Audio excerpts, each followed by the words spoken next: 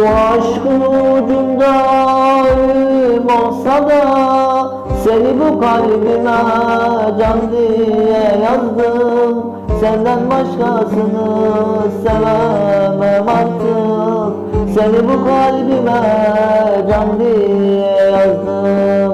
Bile bile sevdim o kitapsızı, bile bile sevdim o hayırsızı, bile bile sevdim o vicdansızı. Ne olur üstüme gelmeyin benim.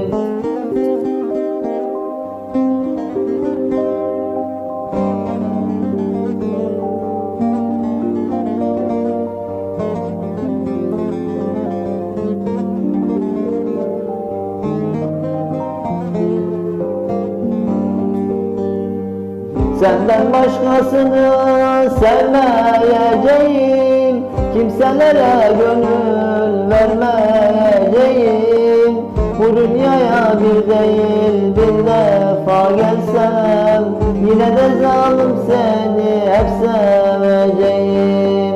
Bile bile sevdim o kitapsızı, bile bile sevdim o hayırsızı, bile bile sevdim o vicdansızı.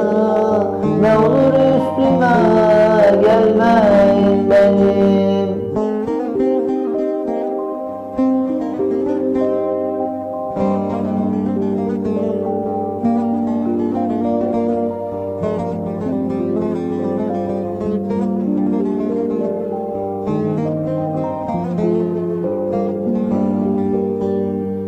Bu yüreğim sensiz nasıl yaşasın? Senin yokluğuna nasıl dayansın? Gül yüzlü tenini eller sarıyor. Seni seven bu can nasıl yaşasın? Bile bile sevdim